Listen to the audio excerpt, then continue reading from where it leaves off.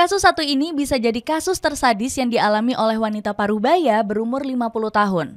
Kalian bayangin ya, ada orang tega membunuh wanita 50 tahun cuma gara-gara alasan ekonomi. Gak sampai situ aja, wanita bernama Rini ini diduga diperkosa sebelum dibunuh. Kemudian dia juga dimasukkan ke dalam koper dan dibuang di tempat kosong. Mari kita ulas kronologi lengkapnya satu persatu hingga tuntas di Cetak News edisi kali ini.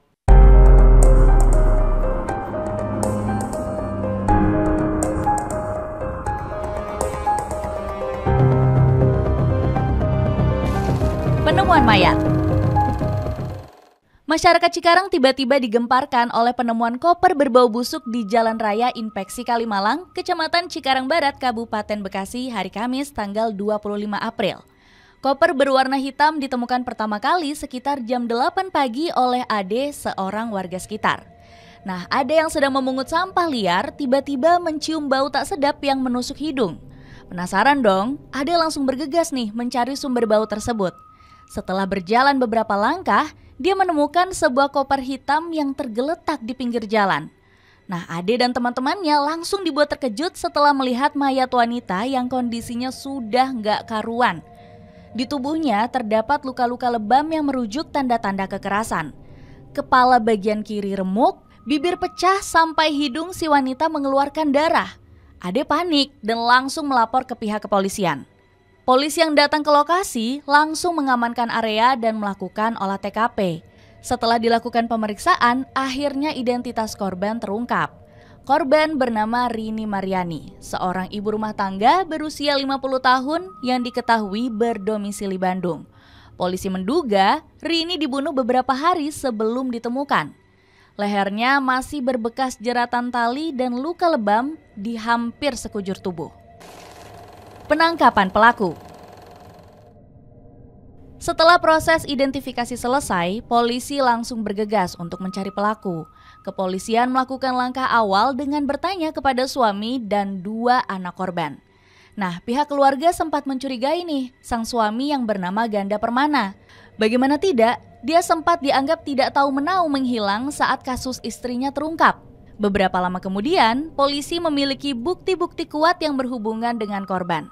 Akhirnya, polisi berhasil mengamankan pelaku bernama Ahmad Arif Nuloh yang notabene-nya rekan kerja si korban.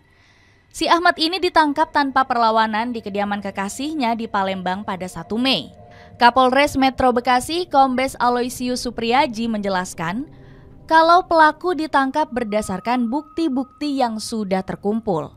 Termasuk dari rekaman CCTV yang menunjukkan Ahmad sedang membawa koper hitam di sekitar lokasi penemuan mayat. Ahmad saat ini sudah berada di sel penjara untuk mempertanggungjawabkan perbuatannya. Ahmad terjerat pasal 338 KUHP tentang pembunuhan dan pasal 365 tentang pencurian dengan kekerasan. Pelaku terancam pidana 15 tahun penjara.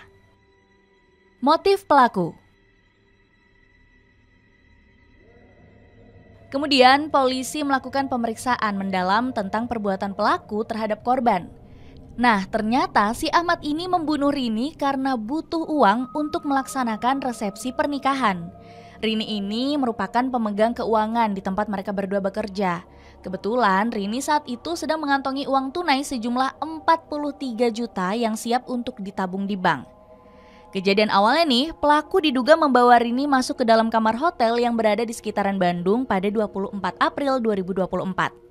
CCTV merekam kedatangan keduanya sekitar pukul 10 pagi waktu Indonesia Barat. Nah, saat itulah si Ahmad ini melancarkan aksinya dengan terlebih dahulu memperkosa Rini. Setelah itu dia langsung menggondol duit sebesar 43 juta tadi. Ahmad kemudian terekam kembali oleh CCTV pada pukul 6 sore waktu Indonesia Barat. Anehnya, si Ahmad ini keluar sendiri tanpa didampingi oleh Rini tadi. Dia keluar dengan membawa koper besar berwarnakan hitam. Jadi, kemana Rini yang tadi juga masuk ke dalam kamar? Dalam kasus ini, si Ahmad beberapa kali kedapatan masuk ke dalam CCTV hotel dan di sekitar hotel. Hingga akhirnya kasus ini terungkap setelah si Ahmad menggeletakkan koper tersebut di daerah Cikarang. Pengakuan suami. Nah, Pak Ganda yang sebelumnya mendapatkan banyak tuduhan akhirnya bisa bernafas lega. Pak Ganda ini sebelumnya merasa mendapatkan anggapan jelek gitu loh dari keluarga dan tetangganya. Tapi dia sama sekali nggak terpengaruh dan memilih fokus untuk mencari pelaku pembunuhan yang sebenarnya. Pas kejadian kan HP disita polisi, jadi nggak bisa komunikasi. Tapi saya nggak peduli opini yang beredar, karena polisi juga nggak menyudutkan saya. Justru saya berterima kasih kepada jajaran Polri yang sudah mengungkapkan kasus ini. Kasus ini akhirnya jadi terang benderang, ungkap Ganda.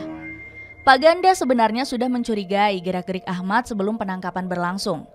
Saya memang curiga, sebab istri saya itu yang megang uang setoran. Pelaku ini sudah nikah, tapi belum melakukan resepsi. Dia sudah mengikuti istri saya. Terbukti uang setoran hilang dan motor istri saya juga nggak ada. Ternyata kata polisi, uang setoran itu sudah diserahkan ke pihak perempuan di Palembang untuk biaya resepsi. Saya minta pelaku dihukum mati karena perilakunya sangat biadab. Kasus ini masih dalam pemeriksaan polisi. Tapi dari kasus ini kita belajar untuk lebih berhati-hati dengan siapapun. Apalagi nih kalau kalian sedang diberi tanggung jawab besar seperti yang dialami oleh Rini. Gimana nih menurut kalian setelah mendengarkan cerita tadi? Apakah kalian ada komentar setelah mendengarkan cerita ini?